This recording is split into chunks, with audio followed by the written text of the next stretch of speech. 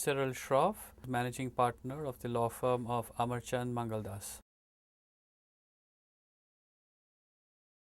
India has not really had a sort of severe impact of the financial crisis. The impact has been somewhat muted because of prudent financial management as well as some basic structural factors which have insulated it from the global financial crisis.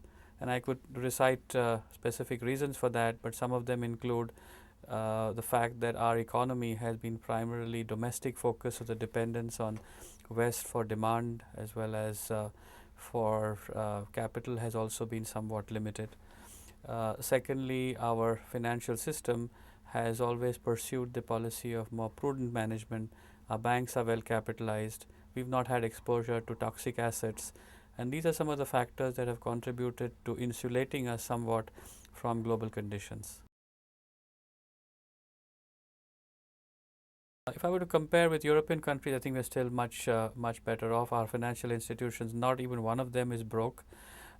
Even in the beginning of the subprime crisis, the only impact was the fact that there was actually increased liquidity into India as a result of Fed rate cuts in the US. So the regulatory response was really to try and sterilize the extra liquidity that was coming in. As far as the second major milestone event in the financial crisis, the Lehman bankruptcy, even that didn't have much of an impact because there was very little counterparty risk which Indian banks had to Lehman or events which flew out of that. So we've had a muted impact. That being said, the global conditions have had some impact in as much as capital flows have been reduced and have been more subdued. Our stock markets have fallen quite significantly since the peak. They are reviving in more recent weeks, but they had at one point of time come down quite sharply. Well, a number of factors which highlight the differences between doing business in India and doing that in the West. Firstly, in India, Indian entrepreneurs have historically had to, and even now, have to struggle through a fair amount of bureaucracy and still make it to the top. So they have to function under more constraining policy conditions, but nonetheless, their entrepreneurial energy and their familiarity with the landscape helps them to still work through the system. They are able to take advantage of a number of structural factors in India, such as our demographics, the availability of skilled professionals, and just the sheer energy of a very young country. Other differences include the ability to move quickly. India's growth is primarily private sector entrepreneur driven. Unlike, I don't want to bring in the China comparison too early, but China's growth has been largely driven by public sector and governmental intervention, whereas it's probably exactly the other way around as far as India is concerned. Businessmen who would never have heard about 10 to 15 years ago are amongst the top 10 or 10, 15 businessmen and corporates in India. So that's one big difference. The other cultural difference between doing business in India and doing business in the West is a fair amount of informality in terms of how some of the structures work. There is a very high proportion of promoter and family controlled businesses. Most of corporate India, barring a few, is promoter and family controlled. So that brings with it some special cultural dimensions to it as well. Not necessarily in a bad sort of way, but it allows these kind of businesses to act quickly and in a more entrepreneurial format. So they're less institutional and more entrepreneurial. We have benefited tremendously from the outsourcing opportunity, and initially it began as a cost arbitrage because the cost of hiring skilled professionals in India was significantly lower than in the West. But more recently, I think we've moved up the value chain quite a bit. So it's today we are not just outsourcing low-end jobs like call centers, but have moved up the value chain in terms of research and development facilities, and more complicated functions, financial and other functions which are being outsourced to India. Number of global financial institutions, for instance, have their back offices in India, handling very complex financial models, handling some of their global accounting practices. So it's we've just tapped the tip of the iceberg at this point, and there is much more to come. The problem today in India is that despite our large population, there's still not enough skilled professionals which can allow us to truly exploit this opportunity. Well, I think that the history of our firm goes back a long time. We are more than 90 years in existence, and right till the early 90s, we were essentially a boutique shop which specialized in a few areas, including financial services. We were very well reputed, and were punching way above our weight, but we were small in terms of the size of the operation. The main growth has occurred in the last 15 years, and that's been driven primarily by, I think, three factors. First and foremost, the market grew. The Indian economy really started globalizing and getting more liberal from the early 90s after the policies that the government pursued. So that gave us firstly that large amount of transactional work on the basis of which you could build a large corporate firm. So the market opened up. The second important factor was the availability of high quality employable law graduates from universities that were being set up using a slightly different model. The national law schools, which are sort of based on a sort of management institutions, they changed the format in terms of legal education. So the availability of high quality law graduates allowed us to recruit and fuel this expansion. And the third factor, which is sort of more personal to us, was a more entrepreneurial, more Western oriented management culture. Our law firm is structured very similar to many Western organizations. We have formal career tracks, practice groups, and we've tried to use best practice in terms of structuring our organization more institutionally. I think I inspire trust, and a lot of the young generation has believed in the vision that I have spelled out for them. I've been very open in terms of communicating what my vision for the firm as well as the vision for the Indian legal industry has been.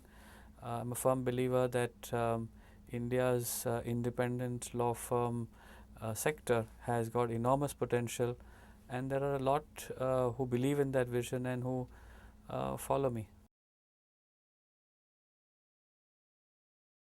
I see basically two models of law firms in the world. One are the global law firms, or they go by the name of one-stop shops, which will open an office everywhere they see an opportunity and will also practice the local law of that jurisdiction. That's a successful model as well, but that's not the only model. And the other model is those of independent law firms, national champions like ourselves, which have some unique strengths as well. And I think both have their strengths and weaknesses. For practicing cutting edge work in a jurisdiction, I think the latter model is infinitely superior because you have the best lawyers and the best expertise that is available. We are seeing also the impact of the financial crisis, for instance, on the former model.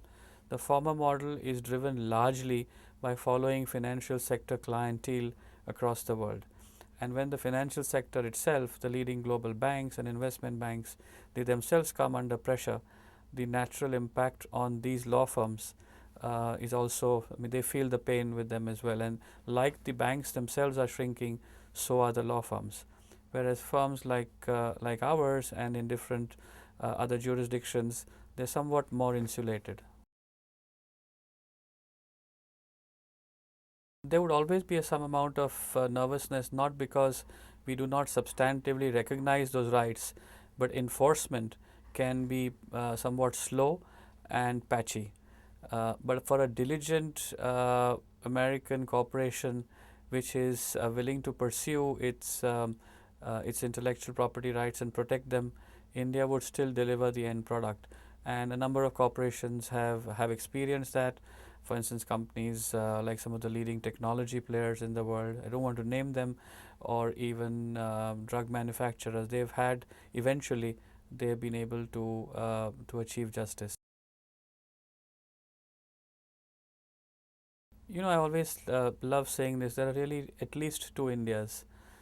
There's an India or a shining India, and the one which the West sees usually through urban eyes. And there's an India outside some of the big metropolises, and even in tier 2 cities and in rural India, which is completely different. It goes by the name of Bharat, which is a traditional name for India. And it's there that these differences are very sharp. That India has not moved into the 21st century as urban India has, but both coexist. In that part of India, factors which are based on regional considerations, caste being one of them, is very significant. Uh, and whether it's who do you like to partner with in business, who will you employ, who will you get your daughter married to, who will you vote for, a lot of that gets driven by caste factors. And this is there since time immemorial. India is a civilization which goes back more than 2000 years, and some of these have just passed on from generation to generation because of just the complex cultural history of this country. I think firstly in urban India, these factors are somewhat more muted. I won't say that they're completely absent, but they are far more subdued.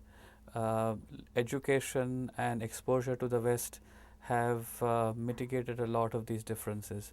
So people like myself or my colleagues, we don't even think about this. My own law firm, for instance, is extraordinarily diverse. We have probably someone from every caste and community in India.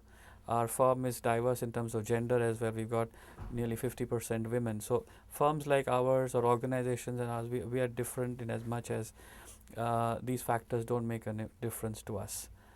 However, even within a city like Mumbai or Delhi, there could be a tier of organizations where these factors do matter.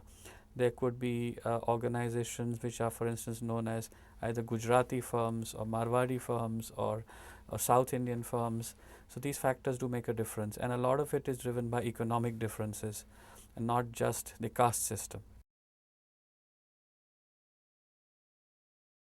The fact that our democracy, our ownership, our belief in private ownership, and lack of adequate social security nets has only helped in widening the differences between the super rich and the poorest of poor. So in India you will find people who belong to the 10 richest people in the entire world, and you would find people whose poverty levels are sub-Saharan practically, people who would probably make less than a dollar a day or would only have enough for one meal.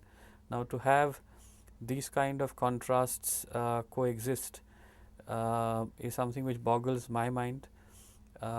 We have a country that is making great economic progress, a country that is making its presence felt all over the world, but at the same time it is unable to deal with some of these fundamental contradictions in our economic evolution.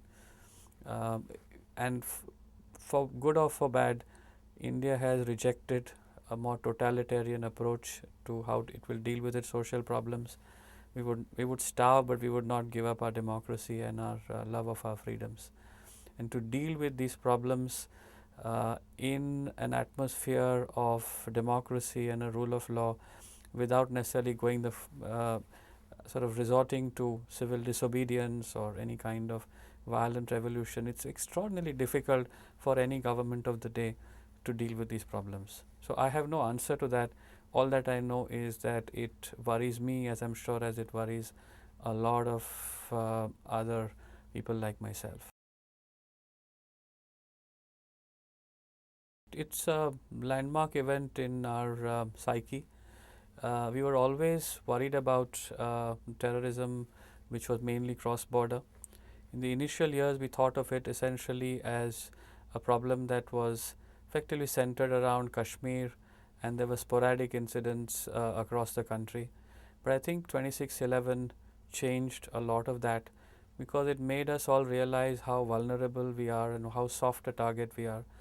Our Mumbai, which is such a prominent commercial city, and how easy it was for a bunch of 10 to 15 young boys effectively to come and hold a city to ransom for nearly 4 days and occupy the attention of the whole world, just showed how weak we are. And I'm sure Mumbai is not the only city which can, if they decide to do it in any other European city as well, I'm sure they'll find a way because they're determined and believe they have really nothing to lose. How do I view the security situation? I'd say with a lot of trepidation, because every day we open the newspapers, we see the situation on our western border deteriorating, and our heart sinks lower and lower every day. We don't know where that's all going to end, but we are really relying upon Washington to help us resolve this. And look at the way India reacted. Did it post 2611 take a bunch of fighter aircraft and bomb these camps out of existence? They could have done that, I'm sure, but I think the outcome of that would have been far worse. This is probably what those behind the attacks were looking for, and I'm glad that our government was mature enough not to fall into that trap. So a bunch of like-minded citizens like myself, we filed a public interest litigation in our High Court in Mumbai seeking mandatory judicial reliefs for police reform, because we thought one of the factors that would be essential for preventing a recurrence of this in future would be a stronger security setup, a more empowered police. And this case is pending in our High Court. Our judiciary has got quite interested. The reason why I did this was that India, and particularly people in urban cities, have over a period of time they had got anesthetized to some of these incidents that were happening every day. 2611, of course, was different, but it was perhaps too callous to assume that the Mumbai spirit of tolerance would take us through even such incidents, and we had to do something about it. So we wanted to have positive action in a more civilized way, which was not backward looking but was meant towards finding a solution.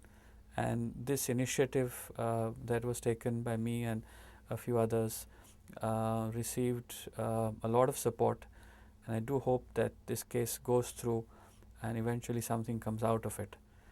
But people are at a superficial level, they're back to business as usual, but 2611 I think has left a deep scar on people's minds. One thing it certainly has done is I think every businessman in India or somebody doing business with India recognizing terrorist risk as now an important business consideration. I think the cost of doing business in India has gone up. It fundamentally hasn't affected people's views on India as yet, because people believe that this is something which is a global phenomenon. Terrorism is not confined in its damaging impact only to India. It affects a number of other countries as well. So whilst at one level it's being taken in stride, it has increased the cost of doing business. No one in the world is saying we are not going to do business in India because it is a high risk target. On the contrary, in fact, the West went out of its way to demonstrate solidarity with us as lawyers. There was a important delegation of the American Bar Association, which we hosted on the Mumbai leg. They came to India in early January. Post 2611 had given them an option to cancel the trip. They said, we're not going to do that. We're going to be in Mumbai because this is exactly what the terrorists wants us to do, and we're not going to do that. So the West has shown extraordinary support. If one looks at the history of India after independence in 1947, for the first 30 to 40 years, I think we were effectively given up as a basket case, because we made various attempts through socialism to effectively alleviate poverty and keep growing, but that model didn't work. So even when in the pre-90s, when we spoke to foreign corporations or foreign businessmen who wanted to do business with us, we were always a land of opportunity, but an opportunity that whose time had not yet come. The attitude, I think, really changed from the early 90s when the liberalization or our second economic freedom really began. And this picked up momentum, I would say, into the latter half of the period between 91 till now. Currently, I think India is looked at with a lot of respect across number of dimensions. Let me enumerate a few. It's looked at as a safe environment in which, thanks to the rule of law, one can do business, and no one really has lost a lot of money in India. On the contrary, people have made enormous profits. The fact that we are built upon private sector concepts is a source of great comfort. The second dimension, I think, is the Indian people are regarded as very intelligent, skilled in maths and science, very comfortable with things ranging from philosophy to music to the arts, and that's something which fascinates the world as well. India is developing a lot of soft power, and it's not just about us providing outsourcing and call centers to the world. We're providing a lot of thought and a way of life. I think we are also respected for fundamentally a non-violent belief, thanks to our religious roots, whether it's Hinduism, Jainism, Buddhism. We've contributed more religions to the world than any part of the world, and that's something which does find its way into how the world looks at it. At some point of time, everybody has a spiritual need, and somewhere or the other you'll find that Indian connection. So our culture is making a big difference, and whether it's our curries or movies like Slumdog Millionaire, or whether it's just the Bollywood numbers to which a lot of the world is rocking, I think the India's soft power is going up, and we are contributing a lot of entrepreneurs to the world as well, whether it's people like Lakshmi Mittal or Indra Nui or thinkers like Amartya Sen. This is all happening because of there's something fundamentally right and thoughtful about Indian society. That's how I see it. I may be wrong, but this is how I see it.